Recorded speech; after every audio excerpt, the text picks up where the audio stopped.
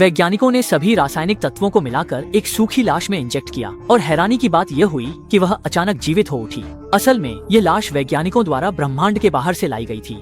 इससे पहले ये वैज्ञानिक ब्रह्मांड के बाहर गया था। असल में ब्रह्मांड के बाहर एक सुपर सभ्यता है और हम इंसान उसी सुपर सभ्यता द्वारा किए गए एक शोध का परिणाम है। ठीक वैसे ही जैसे हम इंसान कोई शोध परियोजना करते हैं, उन्होंने भी करोड़ों बार प्रयास किया और आखिरकार सफलता पाई।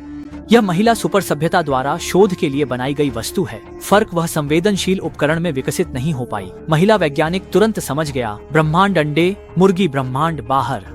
अगर हम ब्रह्मांड के बाहर की चीजों को अच्छी तरह से समझ लें तो ब्रह्मांड के अंदर की बातें समझना बहुत आसान हो जाएगा। ये ठीक वैसे ही है जैसे हम मुर्गी को समझ लें, तो जब हम अंडे का अध्ययन करें तो हमें पता चल जाएगा कि वह मुर्गी ने ही दिया है। इस सिद्धांत को समझने के बाद वैज्ञानिक हमें ब्रह्मांड के बाहर के रहस्यों की खोज पर ले जाने की तैयारी करता है। असल में ब्रह्मांड के बाहर की दुनिया में न तो कोई दिशा है और न ही गुरुत्वाकर्षण।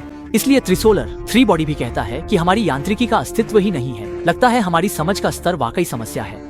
इस ब्रह्मांड के बाहर की दुनिया में न केवल गुरुत्वाकर्षण नहीं है बल्कि दिशा और समय भी नहीं है। यहाँ पर ऊपर नीचे दाएं बाएं जैसी कोई दिशा नहीं है। यहाँ की दिशा किसी भी संदर्भ वस्तु के अनुसार तय होती है, जिसे दिशा न होना कहा जाता है। असल में हर जगह दिशा ही दिशा है।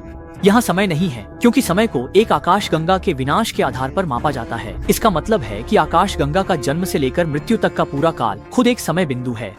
अगर समय की कोई इकाई बतानी हो तो ब्रह्मांड के बाहर की दुनिया में सूर्य के विनाश को इकाई माना जाता है। यहाँ सूर्य का विनाश मानव जाति के एक दिन के बराबर है और अगर इंसान इसे महसूस कर सके तो यह कई 100 अरब वर्षों के बराबर होगा।